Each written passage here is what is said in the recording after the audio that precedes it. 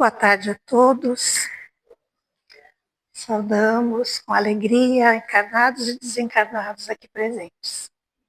Mas este nosso, como diz nosso irmão, nossa tarde de luz.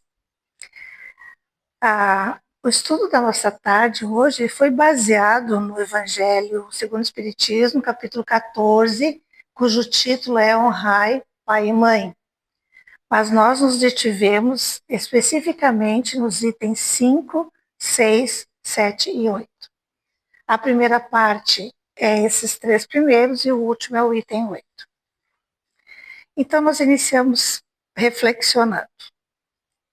Ninguém duvida que Jesus amava e ama a todos nós.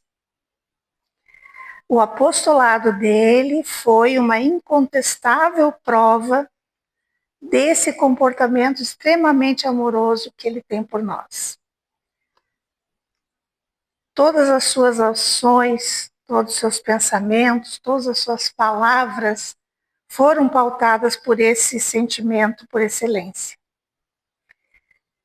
E com as suas lições, ele veio nos tirar da ignorância espiritual, dando oportunidade, dando chance a cada um de nós de entendermos quais seriam as condições, o que teríamos que fazer, qual seria o modo de sair desta encarnação um pouco melhores do que quando aqui chegamos, ou seja, menos pobre espiritualmente. Mostrou para nós a escada da caridade e do amor ao próximo como a única possibilidade de subirmos, evoluirmos, ascendermos na hierarquia dos espíritos para um dia também vivermos em mundos mais felizes, conforme a hierarquia dos mundos. Jesus, ele não discursou, ele pregou. Apresentou para nós todos um Deus de amor e prometeu seu apoio e sua presença incondicional até que todo o rebanho que o Pai lhe confiou estiver a salvo, no aprisco do céu da plenitude espiritual.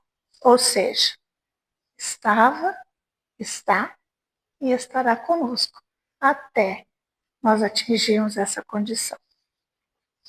Contou histórias, usou muitas parábolas, com a paciência de um mestre com seus alunos. E ele sabia como ensinar, por isso que ele era o pedagogo por excelência. Nós é que estamos demorando a aprender as suas lições. Mas ele sabia que a lição que ele nos passou naquela época, ela teria que acompanhar a nossa evolução mental e espiritual para ser compreendida. Imagine. Então, o que ele fez? Ele semeou.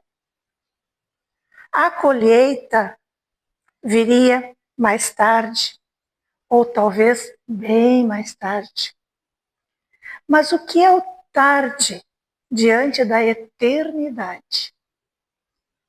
Que é uma das coisas que nós pouco pensamos. Que a partir do momento que nós somos criados em espírito por Deus, nós não temos mortalidade mais, nós temos uma imortalidade. Tivemos esta vida, que foi nos dada essa vida, né? Dentro dessa vida nós temos inúmeras existências para praticar aquilo que precisamos praticar. Para entendermos um pouco mais, ou talvez um pouco melhor, o amor de Jesus por nós, que também somos seus irmãos, pensemos no amor da mãe pelos filhos. Achamos que este exemplo é um exemplo vivo da magnitude desse sentimento. Salvo raras exceções, o amor de uma mãe por seus filhos reflete minimamente o amor de Deus por nós. Então, Quando nós lemos os itens 5, 6 e 7 do Evangelho segundo o Espiritismo, capítulo 14, que nós até sugerimos que cheguem em casa e leiam, né, para confrontar o que vão ouvir aqui, pode causar uma certa estranheza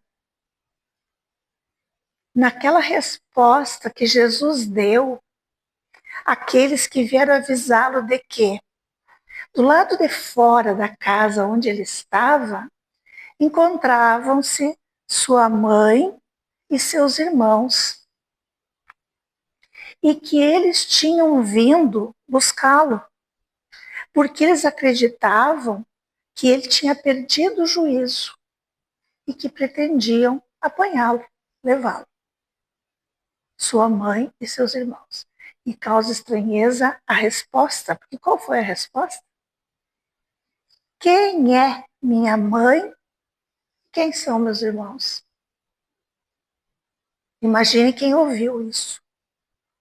E aí ele apontou para os que estavam ao seu redor naquela casa, enquanto ele fazia aquelas lições maravilhosas, apontou e respondeu, ou melhor, completou a sua resposta. Eis aqui minha mãe e meus irmãos.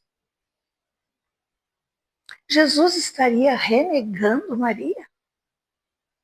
Estaria desprezando seus irmãos por essa resposta? Aqueles que desejam desvirtuar as atitudes de Jesus e sua missão usam essas respostas para semear a dúvida e plantar a discórdia. Olhem só, Jesus disse: quem é minha mãe? Quem é meu irmão? Quem são meus irmãos? E esses que fazem isso, desvirtuam e plantam discórdia, são despreparados, assim como alguns de nós ainda somos, porque não conseguem entender a pedagogia perfeita daquele que sempre se utilizou de toda e qualquer oportunidade mais corriqueira para deixar uma lição para a humanidade terrestre. E é por conta do nosso orgulho e da nossa infantilidade, da nossa resistência infantil, que nos apegamos à letra e deixamos de buscar o espírito dela. Não se apegue à letra, temos que ver o espírito da letra. O que é ver o espírito da letra? Que é aquilo que a gente lê. Refletir sobre a mensagem que ela contém. E não ler e interpretar linearmente, palavra por palavra, como ali está. Temos que entender. Jesus jamais se contradiria, nunca. E provas há em todos os evangelhos do seu amor por Maria. Embora ela, a essa época, deste momento, desta ida atrás dele com os irmãos, ela não parecia ter uma ideia muito clara e justa da missão daquele filho. Não o seguia, nem lhe prestava testemunho. Era mãe. Nela, o sentimento maternal era o sentimento dominante. Ela amava o filho. Nós, mães, também não agimos assim? Quando nós não entendemos algumas atitudes dos filhos, né, e tomamos atitudes errôneas quanto a isso, fazemos comentários, às vezes, que até os deixam tristes, porque nós não conseguimos entender o porquê daquilo.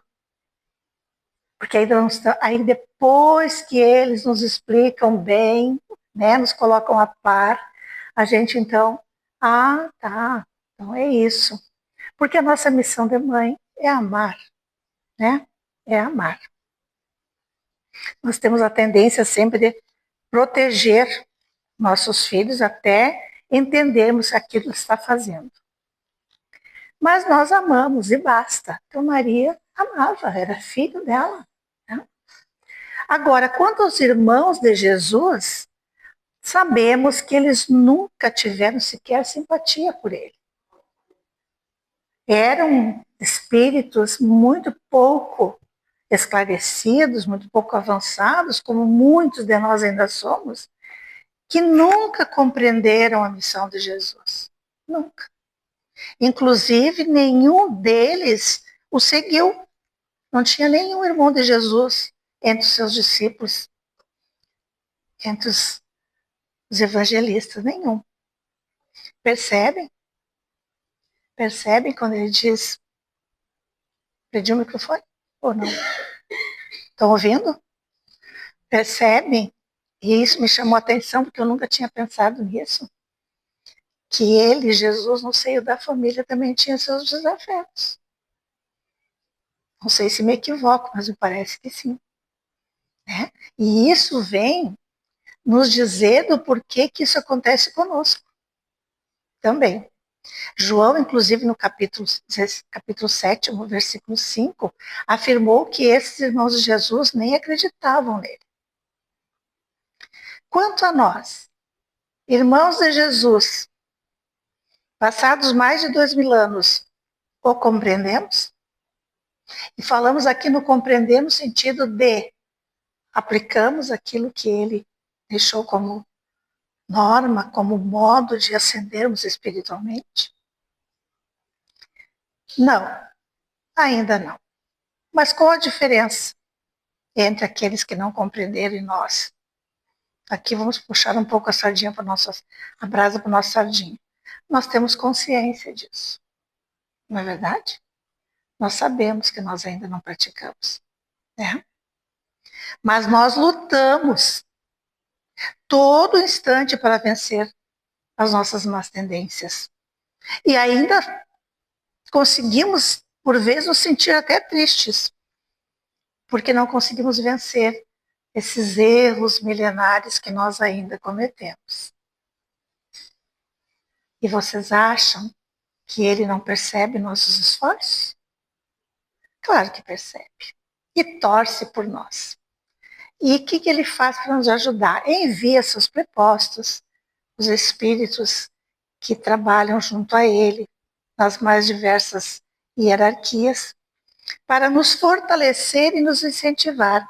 E hoje, ainda aqui, nós estávamos falando sobre a oração, que tanto nos ajuda, né? E aí nós lembramos que, sabedor da dificuldade que nós teríamos para entender as suas lições, ainda lá na cruz, no momento que ele foi crucificado, naturalmente, ele ergueu os olhos aos céus e disse o quê? Pai, perdoa-os, eles não sabem o que fazem. Tanto ele sabia das nossas condições.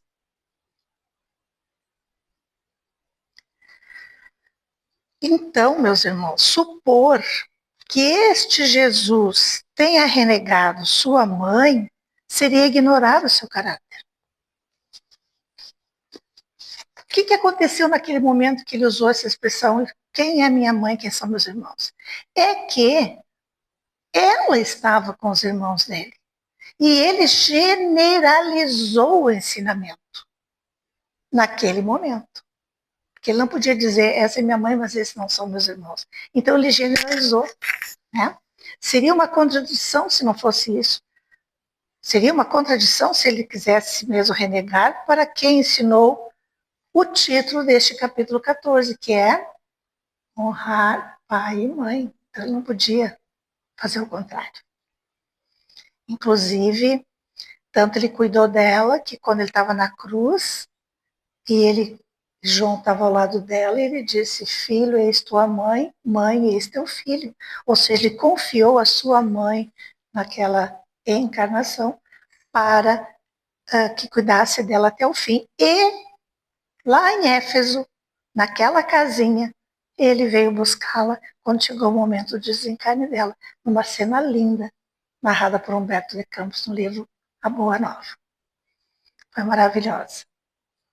Aí nós perguntamos para nós mesmos, quanto tempo nós levamos para entender muitas de suas lições? E como ainda nos é difícil compreender o sentido maior das suas palavras, quase sempre veladas ocultas por uma forma alegórica, porque era como falar com criança. Quando a gente for falar com uma criança lá do jardim da infância, primeira série, a gente tem um linguajar todo próprio para ela entender, não é? Nós não podemos falar com uma criança como quem fala com um adulto. Então nós fazemos uma historinha. Nós contamos de uma maneira romanceada, fantasiosa, usando os conhecimentos que aquela criança tem, o que tu faz com o teu brinquedinho, caso do fato diário. É a mesma coisa que fazia Jesus. Ele falava para crianças espirituais. E agora vamos falar sobre o item 8, que Jesus também, meus irmãos, usou a chegada da sua família para nos ensinar nesse item 8 a diferença entre o parentesco corporal e o parentesco espiritual. Tem uma grande diferença entre eles. E foi isso também que ele quis ensinar. Vocês já pensaram por que, na maioria dos lares, existe aversão entre componentes? Há dificuldade de entrosamento entre 2 ou mais membros da família? Ou vocês nunca ouviram isso? Nunca ninguém viveu. É? Então é comum a gente ouvir assim um pai ou uma mãe dizer: esse guri, essa guria, né? É tão diferente que nem parece ser da família.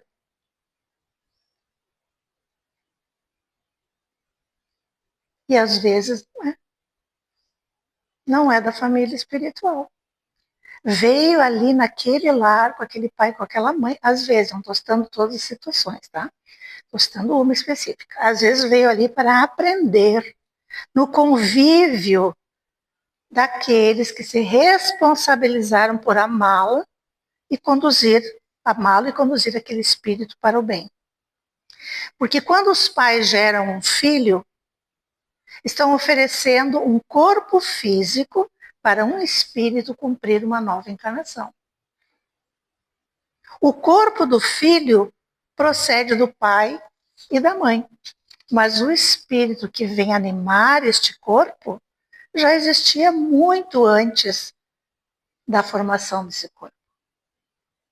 Os pais, ao receber esses espíritos, têm a missão de auxiliá-los no seu desenvolvimento intelectual e moral para fazê-lo progredir, independente da situação que se estabeleça, ou de amor ou de não amor. Mas como nós não lembramos do nosso passado e tampouco temos consciência do programa, qual foi a programação que nós organizamos quando ainda estávamos no mundo espiritual, nós às vezes não nos esforçamos o suficiente para termos êxito na tarefa. Porque a gente só vê aquele filho ali, como que pode ser assim? Mas por que isso? A gente não entende que tudo que acontece não foi por acaso, foi programado, foi executado. Não sabemos quais os laços nos unem ou o que viemos fazer juntos. Sabemos que aqueles que encarnam numa mesma família são frequentemente espíritos simpáticos. Já viveram juntos em outras encarnações e isso se traduz pela afeição que compartilham e pela harmonia que reina entre eles, pelo afeto. São espíritos simpáticos.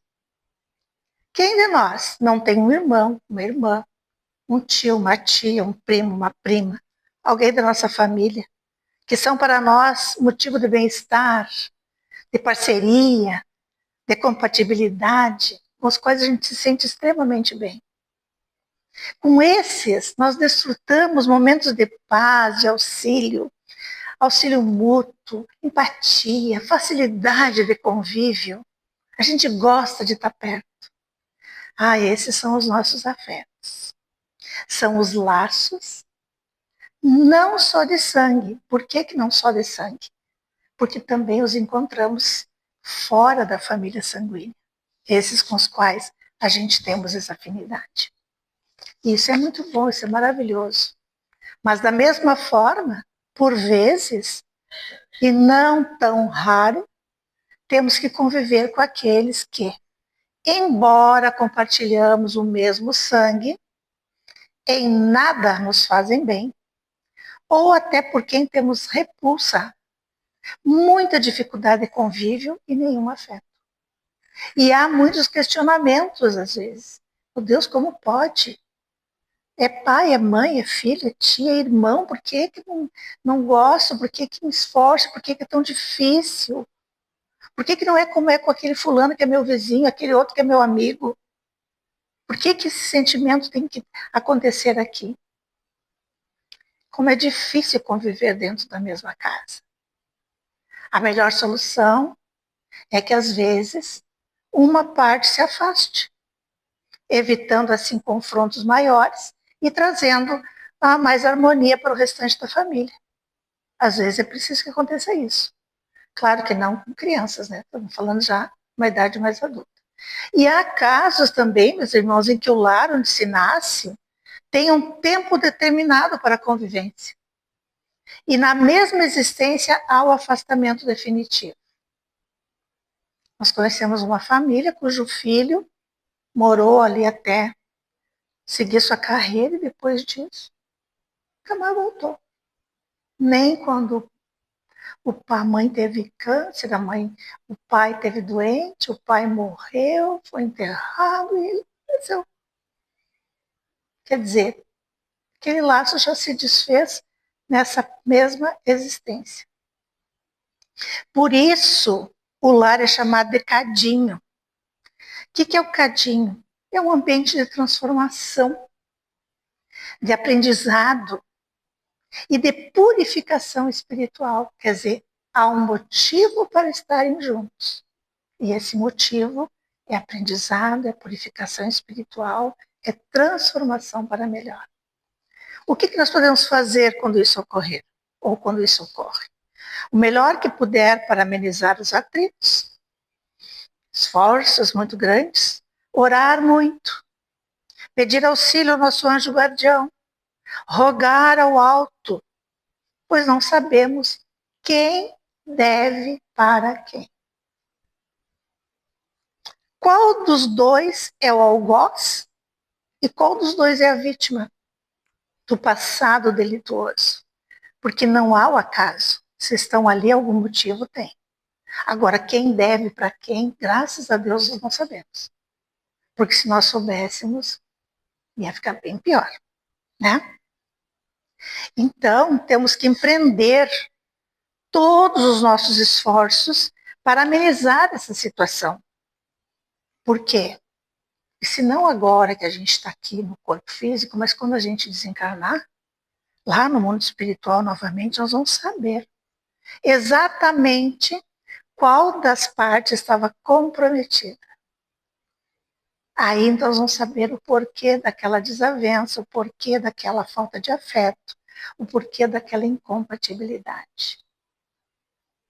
Quando nós chegamos ao mundo espiritual e percebermos que fomos nós os algozes, fomos nós que caluniamos, destruímos, maltratamos, ofendemos, roubamos e até matamos aquela criatura. Como será? E ainda o pior, a gente perceber, olhar para aquela existência e perceber que não fez nada do que tinha prometido, do que tinha se comprometido para fazer para melhorar aquela situação, para sair melhor dela. Perdemos a oportunidade por nós solicitada para resgatar aquele erro. E além de falhar, muitas vezes nós ainda tornamos mais pesada a falta. E essa falta terá que ser resgatada em uma outra encarnação. Adiamos o pagamento da dívida. E lembramos aqui Mateus que disse: reconcilia-te com teu inimigo enquanto estás a caminho com ele, enquanto estás junto com ele aqui encarnado. Depois segue, né, o versículo muito bonito também. Às vezes, irmãos, o nosso resgate é tão pesado que uma só encarnação nós não conseguimos. Temos que parcelar a dívida. Fazer ali um boletinho, né, fazer umas promissórias, parcelar, porque nós não conseguimos pagar tudo. Diante disso, dessa situação difícil, o amparo nunca nos falta, como nós citamos antes, a oração, a solicitação de ajuda do alto, tanto do alto como de outros familiares e também de amigos. Né? E agora eu lembrei que dizem que os nossos amigos de hoje foram nossos irmãos em outras vidas. E esses que nos sustentam e auxiliam na jornada, porque tem aquele com quem a gente desabafa, né? Não aguento, briguei fulano discutiu com o Beltrano, né? E a gente vai ali, aquela pessoa, não, tenha paciência, né? Se for um amigo de verdade, aquele amigo simpático, aquele espírito afim, né? Vai dar essa sustentação para a gente. São os nossos espíritos simpáticos, são os reencontros das nossas almas.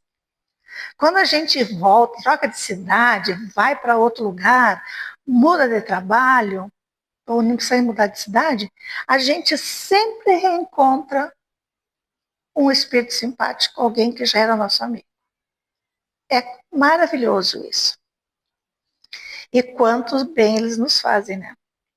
Esses já estiveram conosco e com certeza estarão em existências futuras. Por quê? Sem eles, meus irmãos, nesses momentos sem eles, nossos momentos de relativa felicidade seriam ainda menores e mais raros.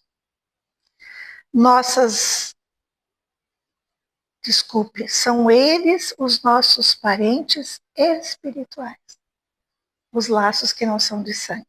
Nossas relações com eles se fortalecem e se perpetuam. E há aqueles que, mesmo quando nós desencarnamos, e que eles não reencarnaram, estão em outra programação, eles ficam no mundo espiritual torcendo por nós, nos ajudando, enviando boas vibrações. E muitas das vezes até têm a permissão para nos receberem quando nós desencarnamos. É a minha esperança de encontrar uma carinha conhecida e querida que diz, vem Marta, fica tranquila, que está tudo bem. Né? Então, meus irmãos, finalizando já quase aqui, os laços da matéria podem se dissolver ainda nesta existência. E nós conhecemos famílias que se desintegram. Muitas famílias vivem essa situação. E famílias que não vivem essa situação precisam agradecer muito. E meditar sobre a bênção de poder desfrutar de um lar harmonioso e tranquilo, apesar de alguns problemas que todos têm. E nós devemos ao Espiritismo o conhecimento de que, uma vez criados por Deus, somos imortais e vivemos muitas existências, como citamos no início. Isto é libertador. Tira o nosso olhar apenas do intervalo entre o nascimento e a morte. E vem afirmar que os laços da matéria não determinam necessariamente os laços espirituais. Foi isso que Jesus quis que compreendêssemos quando disse: eis minha mãe e meus irmãos, isto é, a família pelos laços do Espírito, aquelas que se fizesse a vontade do Pai que está no céu, né? Então, cuja única condição para estarmos nessa situação é de fazer a vontade do nosso Pai que está no céu. Qual é essa vontade? O que é para fazer? Acima de tudo e de todos, né? Nos conduzindo e cuidando uns dos outros, amando a cada um e atendendo às suas leis perfeitas. Assim nós estaremos vivendo em relativa felicidade, sendo irmãos verdadeiramente. Por isso eu digo agora, obrigada por me ouvirem, meus irmãos.